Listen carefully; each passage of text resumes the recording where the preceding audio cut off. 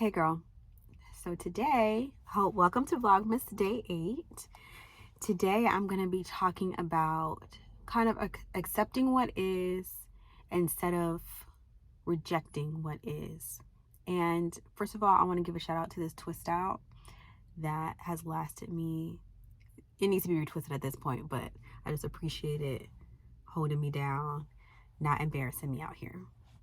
Anyways, I really wanted to take today to talk about how we can kind of resist or reject or push away what our reality is and how that can make us miserable. And this was inspired today by this morning me cooking breakfast. And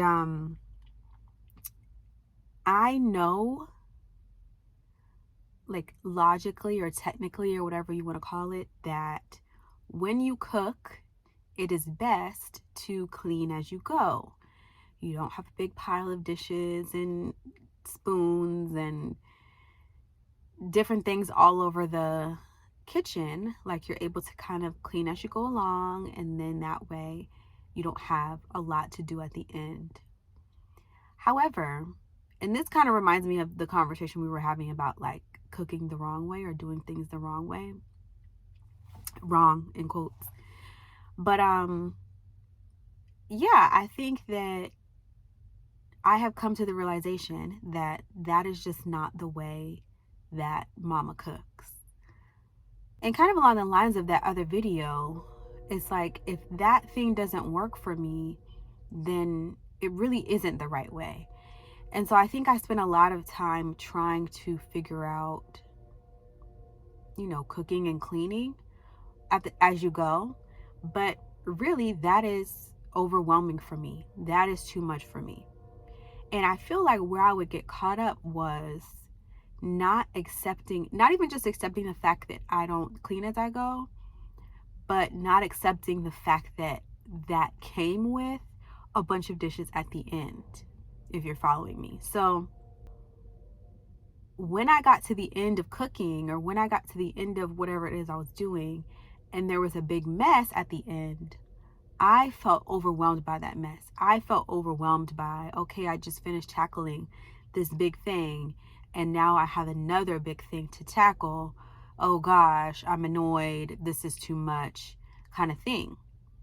But really, and even for today, I was kind of, cleaning up the big mess I had after I cooked breakfast. And I was even thinking to myself, like, this is just what it is. Like, if I am somebody who does not clean while I go along, like as I cook, then I am someone who is going to have a big mess at the end of said cooking session. And why would I not be prepared at the end of it to be cleaning? And so I had in my mind, like, this is just what it is, yo. What's up? Like, this is just what it is. There is no reason for me to be frustrated about it.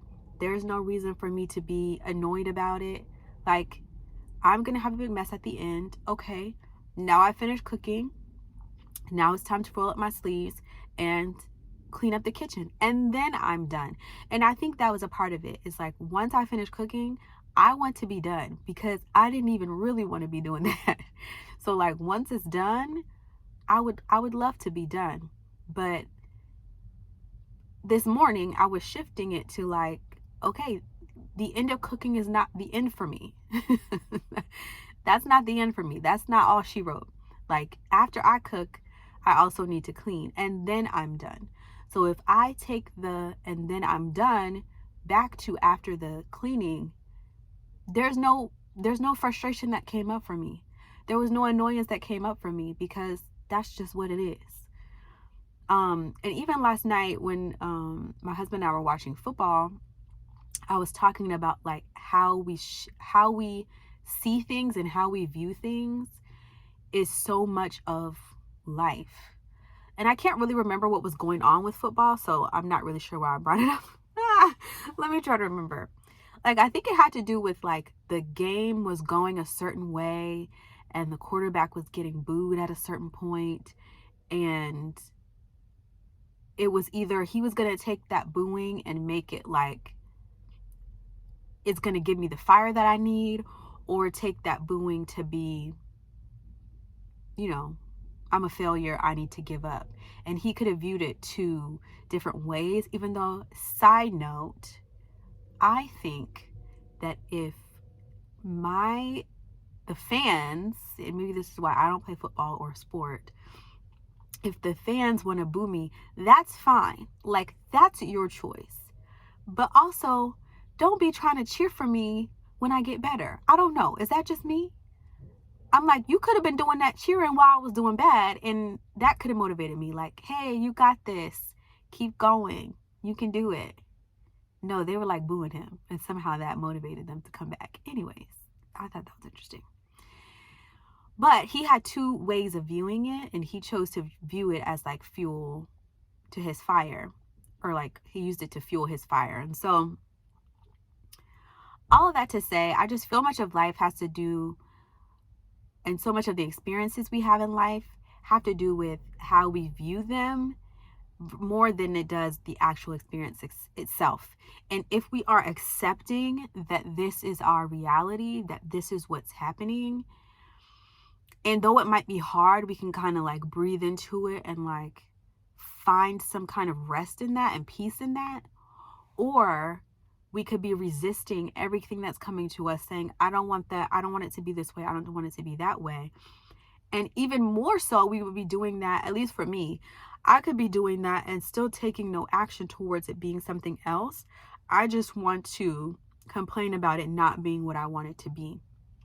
And so much of the I don't want it to be this way is what can cause us the worry, is what can cause us the disappointment, is what can cause us the overwhelm, the frustration, the anxiety. And so, I don't know. I haven't thought through if this is the case in every scenario, but I feel like this morning and even from last night with the football game, it's like we have choices about how we're going to view things and how we're going to frame them. And if we accept that what is reality is what it is, or if we're going to resist it and want it to be something else and cause even more of an ordeal of what's going on than what it has to be. So I would love to hear from you. Do you have an example of a time when you were looking at something one way and you were aware that when you shifted your perspective about that thing, it shifted how you viewed it and how you were experiencing that situation? I would love to hear if you've seen that before and think it's possible for you to do it in other areas of mothering and of womanhood and in life. Thank you so much for watching. Please subscribe to this channel if you like to hear a mom talk about what she's learning.